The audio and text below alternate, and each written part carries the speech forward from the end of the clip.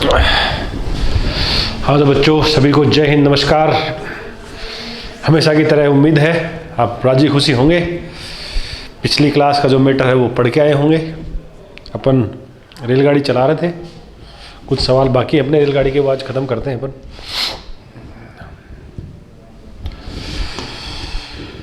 चलिए भैया करो start.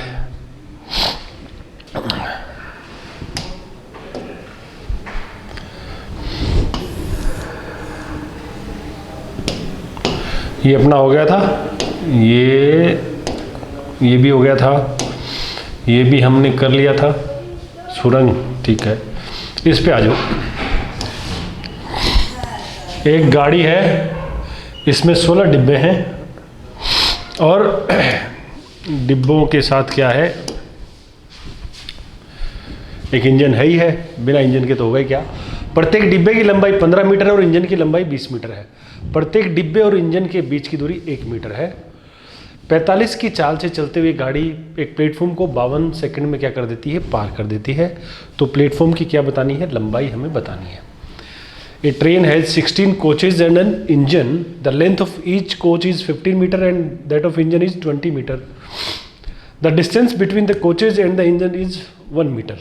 Travelling at the speed of 45, it crosses a platform in 52 seconds. What is the length of the platform. Platform की length बतानी है।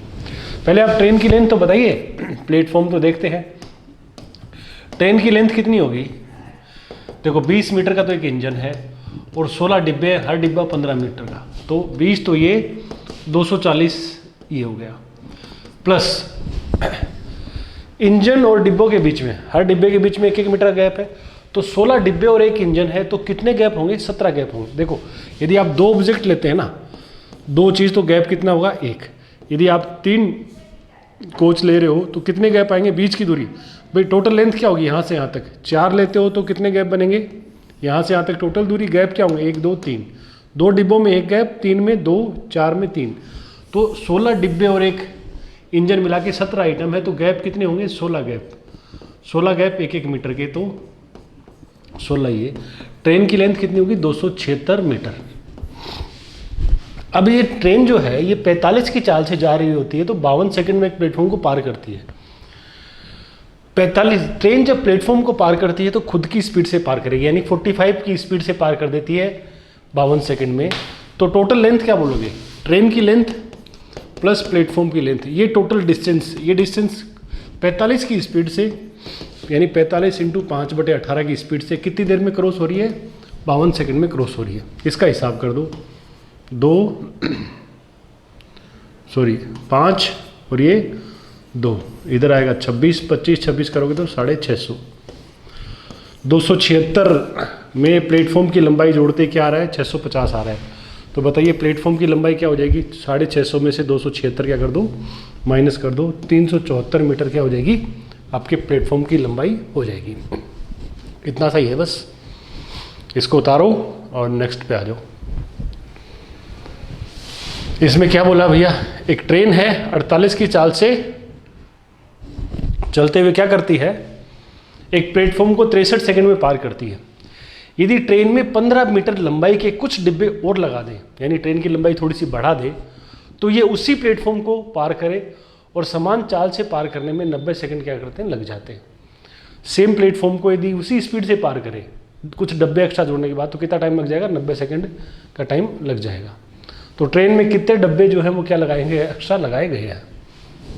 देखो पहले क्या हो रहा था, ट्रेन पार कर रही थी प्लेटफॉर्म को, है ना, कितनी देर में, तो ट्रेन की लेंथ प्लस प्लेटफॉर्म की लेंथ पार हो रही थी कितनी देर में, 63 सेकंड में। उसके बाद क्या होगा, ट्रेन की लंबाई बढ़ा रहे हो, यानी पहले जितनी लंबाई थी वो तो है ही, प्लेटफॉर्म था वो था ही, ट्रेन की लेंथ कुछ एक्स्ट्रा हो गई, तो जो एक्स्ट्रा लेंथ है, ये एक्स्ट्रा लेंथ और आगे इसके कारण से कितने सेकंड लग रहे हैं, 90 सेकंड। तो 63 तो ट्रेन की पुरानी लेंथ और प्लेटफॉर्म में लग रहे थे ना, ये एक्स्ट्रा लेंथ के कारण कितने सेकंड लग रहे हैं, 27 सेकंड लग रहे हैं। तो मैं यूँ बोल दूँ क्या, ये जो एक्स्ट्रा लेंथ है, एक्स्ट्रा लेंथ पार होने में 27 सेकंड एक्स्ट्रा लगे। कौन सी स्पीड से, ट्रेन जब प्लेटफॉर्म को पार करेगी तो खुद की स्पीड से पार करेगी, तो 48 की स्पीड से, 48 किलोमीटर पर आवर, यानी 48 × 5/18, इतने मीटर पर सेकंड की स्पीड से कितना टाइम एक्स्ट्रा लग रहा है? 27 सेकंड।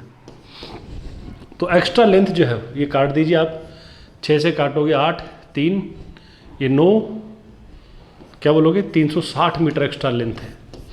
एक्स्ट्रा लेंथ कितनी होगी? 360 मीटर। पहले 63 सेकंड में क्या पार हो रहा था? ट्रेन की लेंथ और प्लेटफॉर्म की लेंथ। अब उसके बाद कुछ डिब्बे और लगाते ही क्या हो रहा था? पहले जो लेंथ थी वो प्लस प्लेटफॉर्म उतना तो है ही है, कुछ ट्रेन की लेंथ क्या हो गई? एक्स्ट्रा हो गई। तो मैं बोल रहा हूँ ये जो एक्स्ट्रा लेंथ ट्रेन की हुई है इसकी वजह से 27 सेकंड एक्स्ट्रा लग रहे हैं। तो मैं क्या कह रहा हूँ, एक्स्ट्रा लेंथ कितनी होगी? इस स्पीड से 27 सेकंड की डिस्टेंस है, एक्स्ट्रा लेंथ है 360 मीटर। अभी एक्स्ट्रा लेंथ किसके कारण आई है? 15 मीटर लंबाई के। 15 मीटर लंबाई के कितने डिब्बे लगाए? मान लो n डिब्बे लगाएंगे तो कितनी एक्स्ट्रा लेंथ बन जाएगी? 360। तो n क्या बोलोगे? 360/15, 24 एक्स्ट्रा डिब्बे लगाए हैं। या ऐसे लिखने के बजाय डायरेक्ट भी बोल सकते हो, एक डब्बा है वो 15 मीटर का है, तो टोटल 360 मीटर एक्स्ट्रा लंबाई कब होगी? जब 360 को 15 से डिवाइड करोगे तो 24 डिब्बे आपका जवाब बन जाएगा।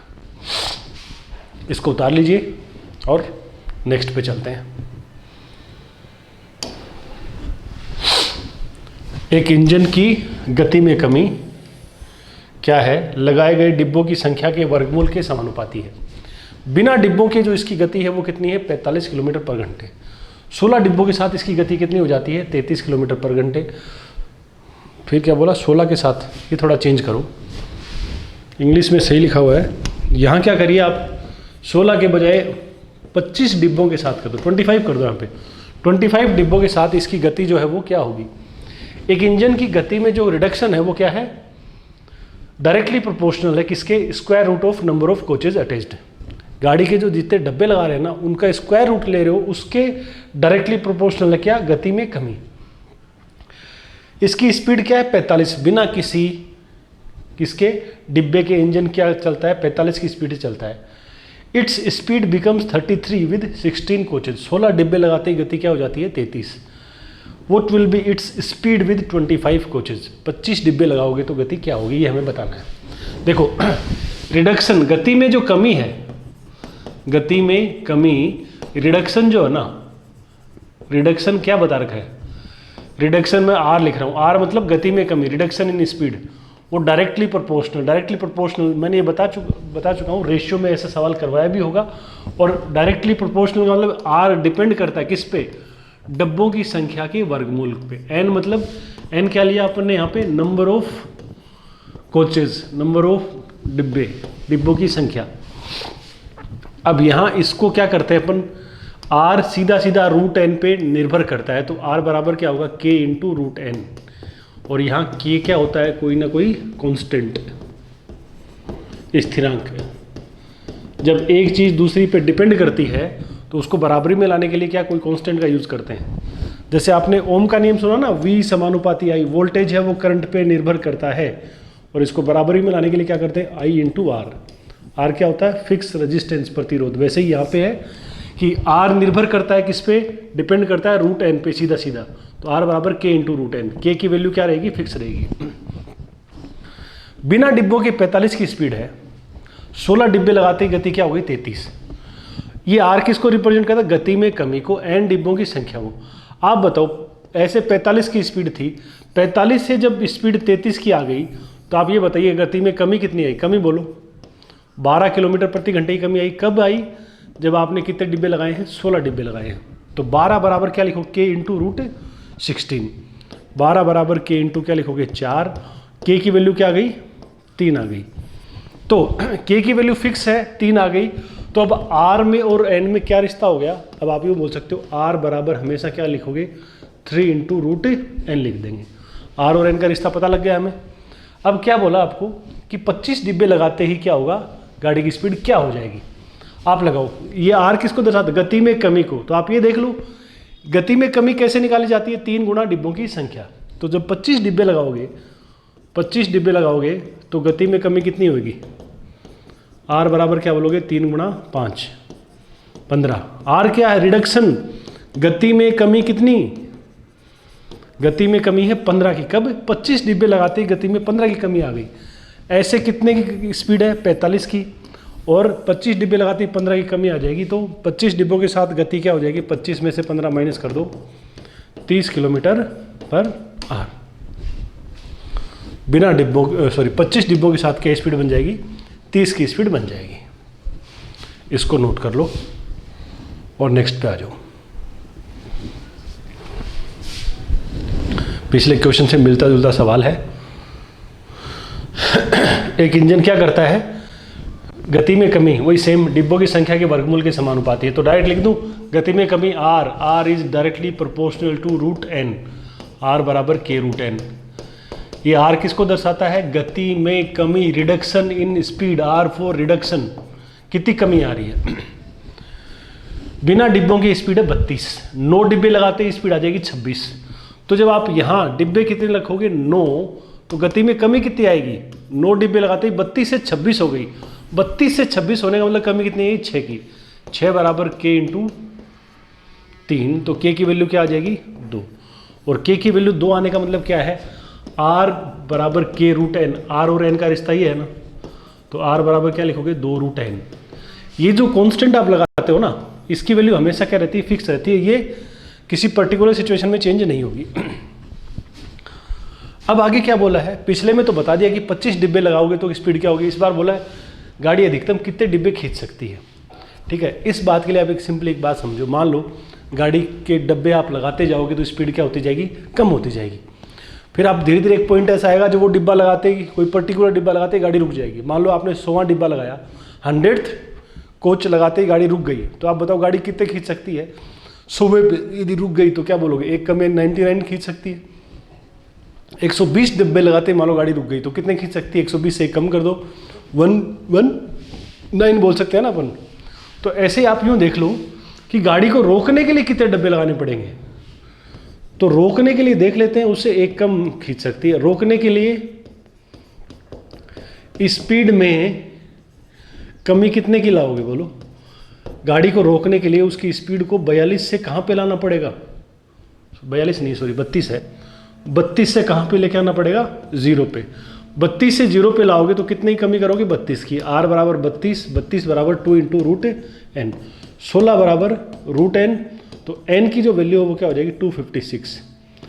तो गाड़ी को रोकना है तो गाड़ी में कितने डब्बे लगाने पड़ेंगे, 256 डब्बे लगाने पड़ेंगे, 256 कोचेस लगाने पड़ेंगे। तो गाड़ी खींच कितने सकती है, 256 पे तो गाड़ी रुक जाएगी, तो कितने खींच सकती है, 256 में से एक क्या कर दो, माइनस कर दो, 255 डब्बे गाड़ी क्या कर सकती है, आराम से खींच सकती है। सी अपना आंसर बन जाएगा। इसको उतार लो और इस पे आ जाओ।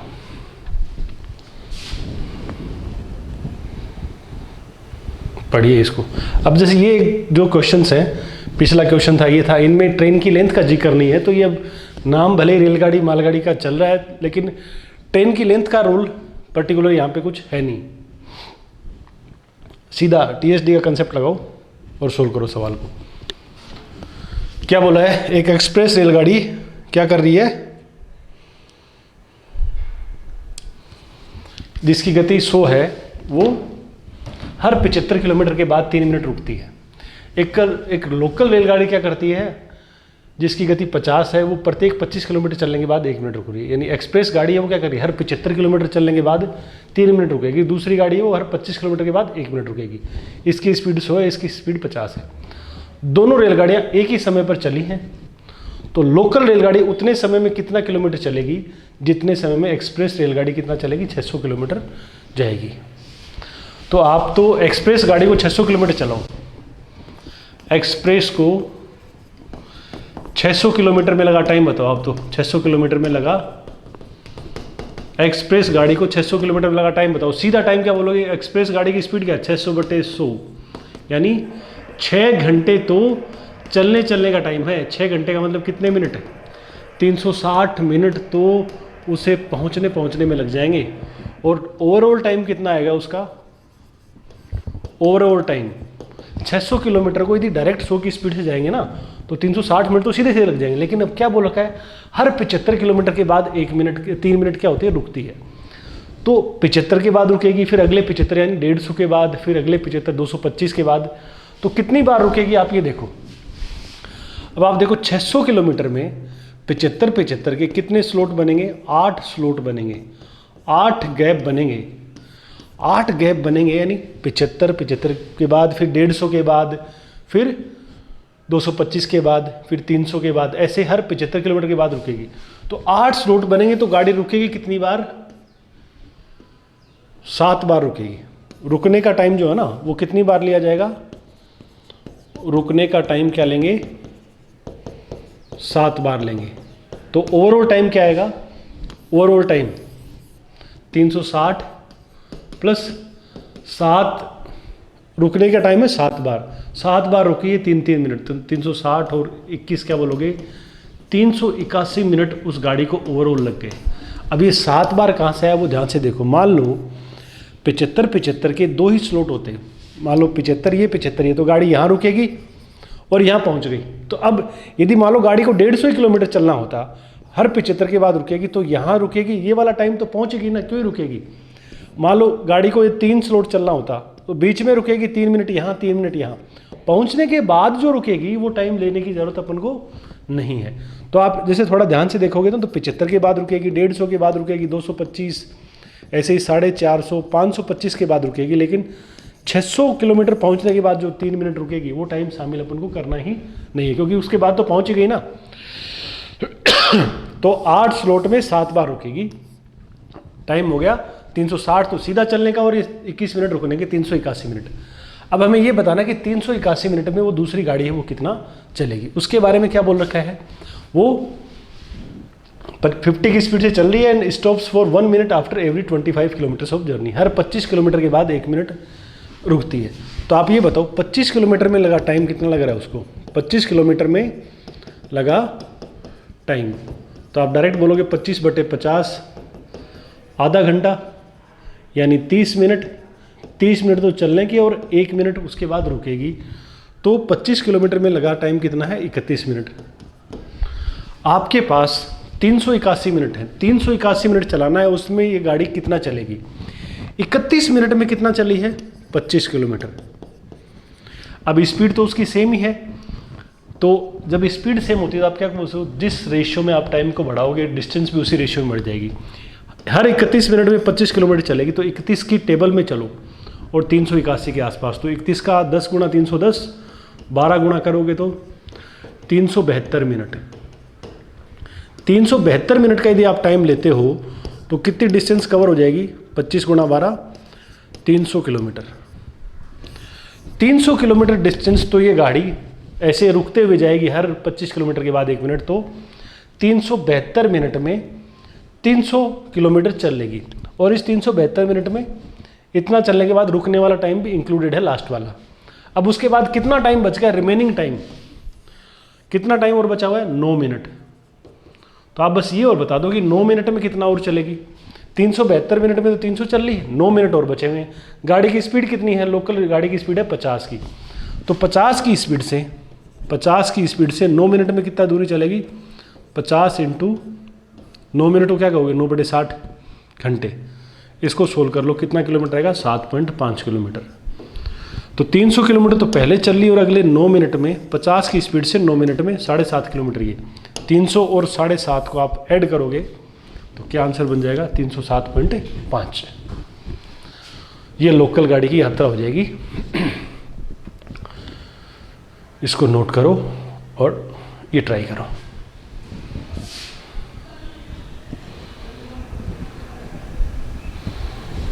दो रेलगाड़ी एक दूसरे से 840 किलोमीटर की दूरी पे हैं।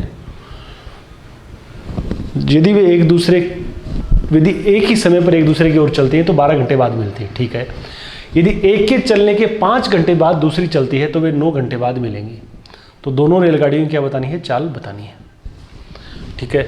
चाल हमें अभी पता नहीं, आप सिंपली वो देखो, दो गाड़ियों के बीच की दूरी कितनी है? 840 किलोमीटर। एक इधर से चल रही है x की स्पीड से, दूसरी इधर से चल रही है y की स्पीड से। They start towards each other, एक दूसरे की ओर चल रही है कि टाइम पे, है ना। तो आप क्या बोलोगे? 840 मिलने का टाइम कैसे निकाल दो? 840/x + y बराबर कितने घंटे दे रखे? 12 घंटे बाद मिलते हैं। तो यहाँ से x + y की वैल्यू क्या आ जाएगी? 70 आ जाएगी, ठीक है। दोनों गाड़ियों की स्पीड का टोटल कितना आ गया? 70। ऑप्शन से भी जाओ तो सब में क्या है 70 दिख रहा है, तो एक बार रुक जाइए। यदि एक के चलने के 5 घंटे बाद दूसरी चलती है तो वे 9 घंटे बाद क्या होंगी, मिलेंगी। तो दोनों रेलगाड़ियों की क्या बतानी है, चाल बतानी है। अब मान लो एक गाड़ी, ये तो क्या है, दोनों एक ही टाइम पे चलती हैं एक दूसरे की ओर, तो 12 घंटे मिल गई, तो बीच की डिस्टेंस अपॉन रिलेटिव स्पीड क्या, x प्लस वाई आ गया 70। एक गाड़ी मान लो 5 घंटे चल ले, तो 5 घंटे में इधर से जो गाड़ी चलेगी वो कितना चलेगी, 5x चलेगी। उसके बाद ये जो बची हुई दूरी है, अब ये गाड़ी x की स्पीड से यहाँ पे ये दोनों एक साथ हो जाएंगी, 5 घंटे तक अकेली चली 5x। उसके बाद ये बची हुई दूरी दोनों गाड़ियों ने आमने सामने कवर करी, और उसके बाद कितने घंटे बाद मिल जाएंगी, 9 घंटे में। ये इधर से x, ये y की स्पीड से 9 घंटे में ये डिस्टेंस कवर कर ली, तो ये दूरी क्या बोलोगे, 9 इंटू एक्स प्लस वाई। और 9 इंटू एक्स प्लस वाई बोलोगे तो ये दूरी बता सकते हो क्या, 9 इंटू कितनी हो जाएगी, 70, कितनी, 630 किलोमीटर।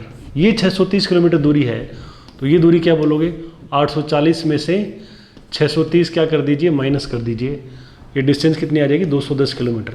210 किलोमीटर कितना है, 5x। 5x यदि 210 है तो x की वैल्यू क्या बोलोगे, 42। एक गाड़ी की स्पीड 42 है, दोनों की 70 है, दूसरी की स्पीड क्या लिख दोगे, 28 किलोमीटर प्रति घंटे। ये तो सीन समझाने के लिए, बाकी डायरेक्ट आप करोगे तो एक तरफ क्या बोलोगे, 840/12, रिलेटिव स्पीड क्या आ गई, 70। दोनों एक साथ चलेंगी तो आमने सामने दोनों की स्पीड का टोटल 70 है। यदि एक के 5 घंटे एक गाड़ी चल ली, उसके बाद बची हुई दूरी को दोनों ने क्या किया है, 9 घंटे में ट्रेवल किया है। तो दोनों 1 घंटे में 70 चल रही है, तो 9 घंटे में कितना चलेंगे, 9 गुणा 70, 630 किलोमीटर। तो ये गाड़ी 5 घंटे में फिर कितना चली है, बची हुई दूरी 210। 5 घंटे में 210 चली है, तो स्पीड क्या बोलोगे, 210/5, 42 किलोमीटर प्रति घंटे। इसकी स्पीड 42 है, इसकी 70 है, तो 70 में से 42 घटा दो, क्या हो जाएगी, 42 और 28, बस तय है। तो ठीक है, स्टार्ट भले आराम से करो, लास्ट में पहुंचना, रिवीजन के बाद पहुंचना यहाँ पे अपन। उतारिए इसको और इस पे आ जाओ।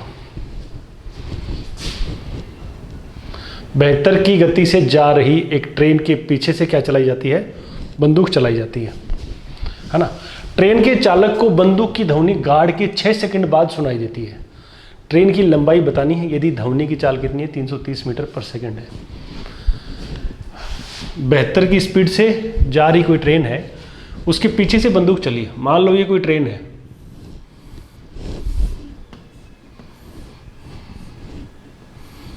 ये यहाँ ट्रेन का ड्राइवर है और यहाँ पे गार्ड है। ट्रेन 72 की स्पीड से जा रही है, पीछे से साउंड आ रही है किसी बंदूक की साउंड। अब मान लो ट्रेन खड़ी होती तो बंदूक की साउंड पहले यहाँ पहुंची, पहले इसको सुनाई देगी, फिर इसको सुनाई देगी, तो साउंड को यहाँ से यहाँ तक ट्रेवल करना पड़ेगा, ठीक है। गाड़ी यदि खड़ी होती तो साउंड को ट्रेन की लेंथ L लेंथ ट्रेवल करनी पड़ती। साउंड को यहाँ से यहाँ तक आने में कितना टाइम लगता, L अपॉन साउंड की स्पीड, यदि गाड़ी खड़ी होती तो। लेकिन जब साउंड यहाँ आई, जब साउंड गार्ड के पास पहुँची तो उस समय ड्राइवर यहाँ पे था। लेकिन ट्रेन चल रही है तो ड्राइवर भी क्या चल रहा था, साउंड इधर चल रही है, ड्राइवर भी क्या चल रहा है, इधर चल रहा है। ड्राइवर की स्पीड क्या है, 72 इंटू 5/18। ट्रेन की स्पीड 72 है तो ड्राइवर की स्पीड भी इतनी है, यानी 20 मीटर पर सेकंड। साउंड की स्पीड कितनी है, 330 मीटर पर सेकंड।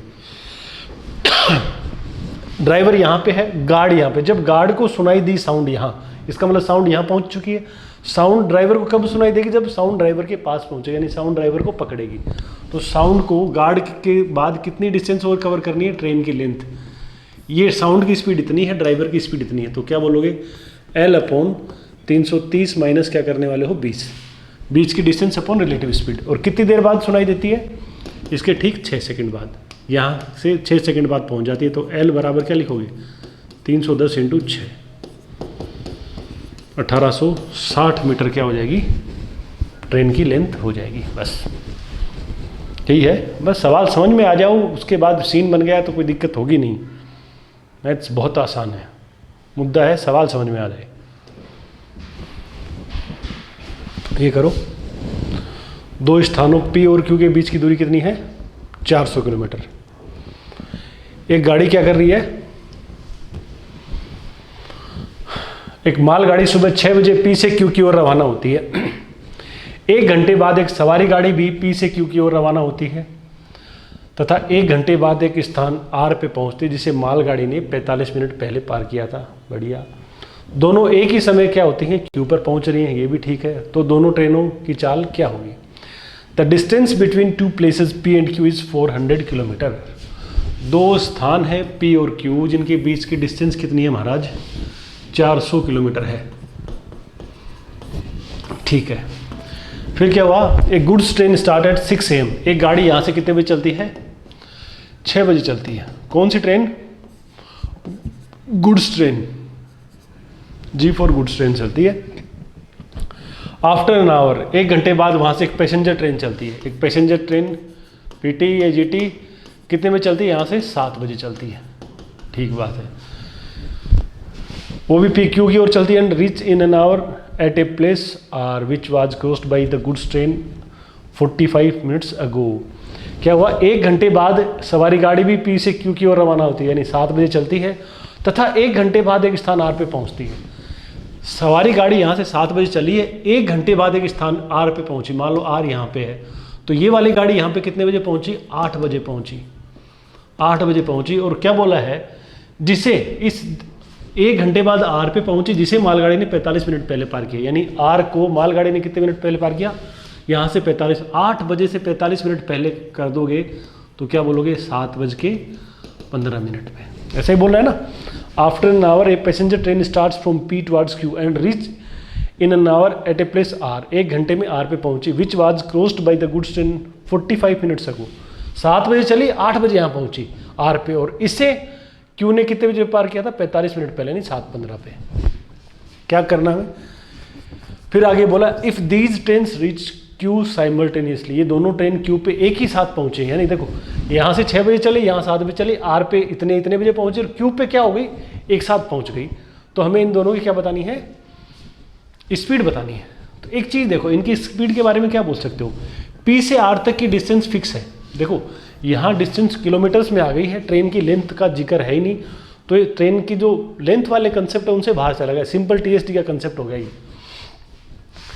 P से R तक की डिस्टेंस में जो गुड्स ट्रेन है, GT गुड्स ट्रेन, इसको कितना मिनट लग रहे हैं? 6 बजे चली है, R पे 7:15 पहुंची, तो 75 मिनट लग रहे हैं। ठीक है ना। और पैसेंजर ट्रेन को 7 बजे चली, यहाँ 8 बजे पहुंची, तो कितने मिनट लग रहे हैं? 60 मिनट। तो आप इनके टाइम का रेशियो P से R के इन 2 प्लेसेस के बीच में टाइम का रेशियो कितना लग रहा है? 5:4। तो आप क्या बोल सकते हो? इनकी स्पीड का जो रेशियो होगा, सेम डिस्टेंस में लगने वाले टाइम का रेशियो इतना है, तो स्पीड का रेशियो क्या होगा? 4:5। इनकी जो भी स्पीड होगी, हमें ये पता है उसका रेशियो क्या होना है? 4:5 होना है। कौन से ऑप्शन में 4:5 है? 4:5। अभी किस्मत की बात है, इसमें 4:5 है, 5-4, बाकियों में तो किसी में नहीं बनना रेशियो। तो यहाँ से भी आप डायरेक्ट आंसर टिक कर सकते हो। अब पूरा आगे देखते हैं। स्पीड का रेशियो आ गया 4:5, तो स्पीड मान लो कितनी? 4x और 5x। 4x किलोमीटर प्रति घंटे, 5x किलोमीटर प्रति घंटे। अब आगे क्या बोला है कि ये दोनों गाड़ियाँ एक ही टाइम पे Q पे पहुँचती हैं। तो आप एक चीज़ देखो, आप ये 6 बजे चल के किसी टाइम पे पहुँची, ये 7 बजे चल के उसी टाइम पे पहुँची है। पहुँचने का टाइम इनका क्या है? सेम है। तो फिर फ़र्क कितना पड़ा? मान लो पहुँची है 9 बजे, तो ये 6 बजे चल के 9 बजे पहुँची, ये 7 बजे चल के 9 बजे पहुँची, तो इनके पहुँचने के टाइम में 1 घंटे का ही तो फ़र्क है।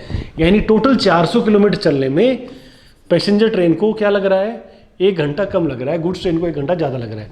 तो गुड्स ट्रेन की स्पीड है 4x, तो 400 किलोमीटर में टाइम कितना लगेगा? 400/4x। और पैसेंजर ट्रेन को कितना लगेगा? 400/5x। गुड्स ट्रेन को, मालगाड़ी को इतना टाइम लगेगा, सवारी गाड़ी को इतना टाइम लगेगा, और इन दोनों टाइम्स के बीच में फ़र्क कितना है? 1 घंटे का। ये क्या आएगा? 100/x, ये 80/x, एक 20/x की वैल्यू 1 है, तो x कितना आ जाएगा? 20। x 20 आते ही स्पीड क्या बोलोगे? 4 गुणा 20 और 5 गुणा 20, 80 किलोमीटर प्रति घंटे और 100 किलोमीटर प्रति घंटे।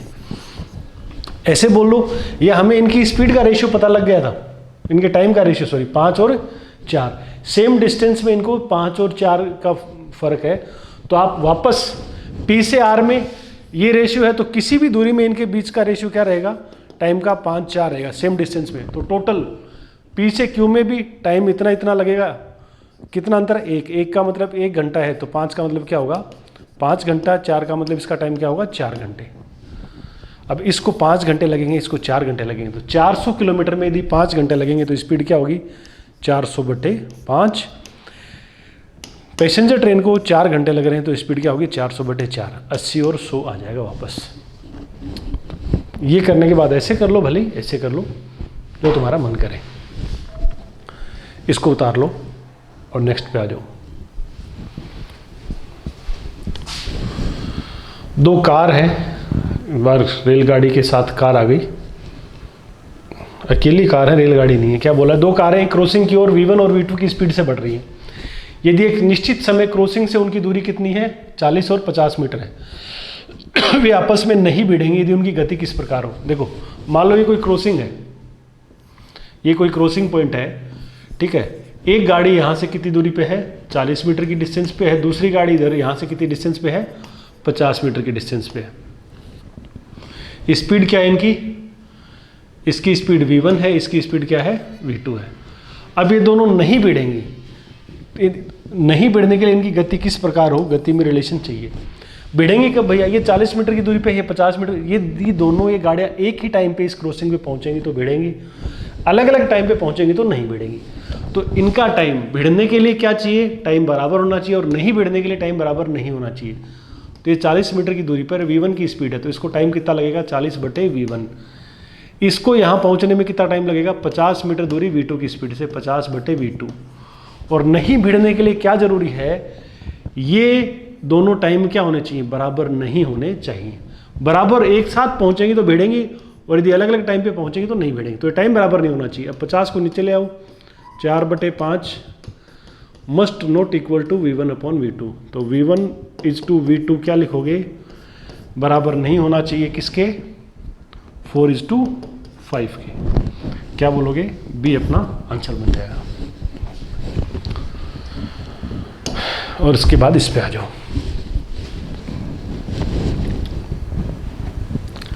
एक आदमी, एक सुरंग, एक भी।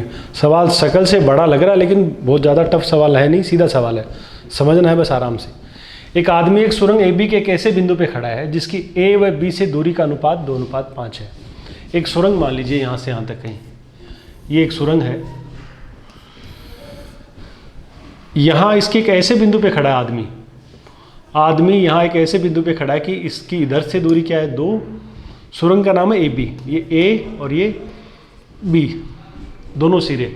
तो जिसकी A व B से दूरी का अनुपात 2:5 है। ये दूरी 2 है तो ये दूरी कितनी है? 5 है।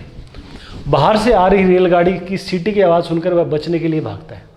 अब मान लो सुरंग में है गाड़ी, मान लो इधर से आ रही हो, तो इसकी आवाज़ सुन के ये भागता है। यदि वो क्या बोलता है? यदि वह A की ओर भागता है तो गाड़ी उसे ठीक ए पर मिलेगी। यदि वो इस साइड जाएगा तो गाड़ी उसे कहाँ मिलेगी? यहाँ मिलेगी। यदि वह B की ओर जाता है, यानी उसने यहाँ था, उसने आवाज़ सुनी, यदि वो इस साइड भागता है तो गाड़ी उसको कहाँ मिलेगी? यहाँ मिलेगी। तो गाड़ी उसे ठीक B पर मिलती है। गाड़ी व आदमी की चाल का अनुपात बताना है। सवाल समझ में आया क्या? देखिए क्या बोला है। एक सुरंग है, उसमें एक आदमी ऐसे पॉइंट पे है जिसकी इधर से और इधर से दूरी का अनुपात है 2:5। गाड़ी मान लो यहाँ कहीं थी, गाड़ी की हॉर्न की आवाज़ सुनी, है ना, ट्रेन, तो बचने के लिए भागेगा। इधर भागता है तो इस पॉइंट पर गाड़ी उसे मिलती है। वो इधर भी भाग सकता है, इधर भी। इधर भागता है तो गाड़ी ठीक ए पर मिलती है। यदि वो इधर भागता है तो गाड़ी उसे ठीक B पर मिलती है। अब इनकी स्पीड का क्या बताना है? हमें रेशियो बताना है। तो अब एक चीज़ देखो, गाड़ी यहाँ से कितनी डिस्टेंस पे है ये हमें नहीं पता। हम मान लेते हैं ये दूरी 2 है, ये दूरी 5 है। तो आप ये मान लो कि गाड़ी जो है वो कितनी डिस्टेंस पे है?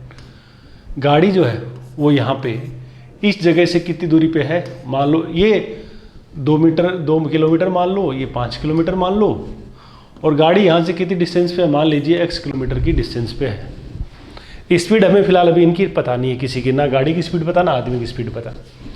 तो सीन कैसा बन रहा है कि जब ये इधर भागता है तो गाड़ी इसे यहाँ मिलती है, यानी जितनी देर में आदमी यहाँ से यहाँ तक जा रहा है, गाड़ी उतनी देर में यहाँ से यहाँ तक आ रही है।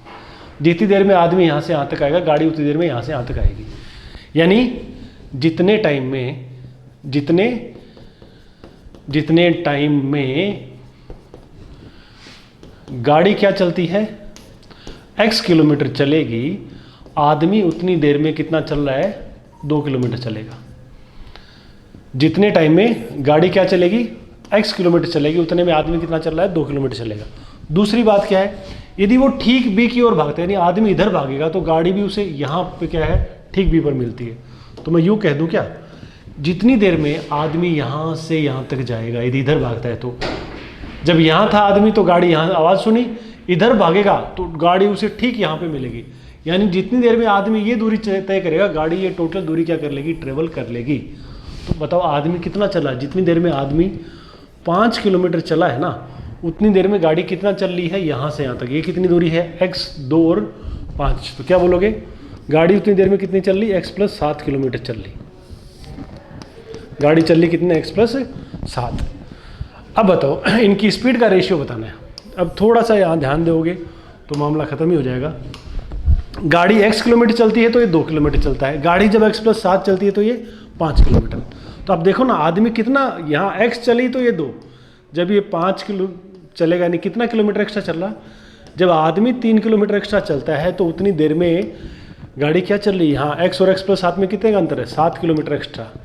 जितने टाइम में आदमी 3 किलोमीटर एक्स्ट्रा चलेगा, उतने टाइम में गाड़ी 7 किलोमीटर एक्स्ट्रा चलेगी। तो सेम टाइम में वो चलते हैं 7 और 3, और सेम टाइम में जो डिस्टेंस चली जाती है वही तो क्या हो गया, स्पीड का रेशियो होगा। ये 3 चलता है, उतने में 7 चलती है, तो 7 3 अपना क्या हो जाएगा, आंसर हो जाएगा। 7 3 ऑप्शन में नहीं है, आप ऑप्शन में चेंज कर दीजिए, एक ऑप्शन को 7 3 बना लो, आंसर 7 3 होगा। यहाँ से सीधा बता सकते हो। थोड़ा सा आप यदि ये अप्रोच दिमाग में नहीं आती तो आप ये कर सकते थे, ये x, ये 2 किलोमीटर स्पीड मान लो, गाड़ी की कितनी, गाड़ी की p स्पीड मान लो और आदमी की q मान लो। गाड़ी को x चलने में कितना टाइम लगेगा, x/p, आदमी को 2 चलने में कितना टाइम लगेगा, 2/q। फिर आदमी इधर चलेगा तो आदमी को 5 चलने में कितना टाइम लगेगा, 5/q। गाड़ी को कितना चलना पड़ेगा, x + 7, x + 7/p। ये टाइम बराबर कर दिए। यहाँ से p/q क्या आएगा, x/2। यहाँ से p/q की वैल्यू क्या आएगी, x + 7/5। ये भी स्पीड का रेशियो, ये भी स्पीड का रेशियो, बराबर कर दो। x/2 बराबर x + 7/5, 5x बराबर 2x + 14, 3x बराबर 14 आएगा, x बराबर 14/3। क्या चाहिए हमें, स्पीड का रेशियो चाहिए। स्पीड का रेशियो क्या है, p/q, यानी x/2। 14/3/2 करोगे तो क्या लिखोगे, 14/6, जो सुंदर हो गए क्या बन जाएगा, 7/3। ऐसे भी कर सकते हो, लेकिन ये ज़्यादा ठीक है। ये x चला उतने में गाड़ी, आदमी 2, ये x + 7 चला उतने में गाड़ी 5, ये 3 किलोमीटर एक्स्ट्रा चलेगा उतने में 7 किलोमीटर एक्स्ट्रा। तो 7 3 का डायरेक्ट क्या हो जाएगा, रेशियो हो जाएगा। ये अपनी रेलगाड़ी की यात्रा एक बार कंप्लीट हो गई है। आप इन सवालों को अच्छे से एक बार खुद से अब निकालने हैं, उसके बाद 3-4 बार रिवीजन कर लो। किसी को थोड़ा सा कंसेप्ट में दिक्कत है, 1-2 रिवीजन और कर लो। उसके बाद आपको किसी भी एग्जाम में कोई नया क्वेश्चन नहीं मिलेगा। यदि आपने दोनों मेथड्स, बेसिक्स और सीधे तरीके देखे हैं, तो हर सवाल को आप आराम से हैंडल कर पाओगे। किसी भी एग्जाम में, CGL हो, CPO हो, बैंकिंग का कोई एग्जाम हो, CSET हो, कोई दिक्कत नहीं होनी है।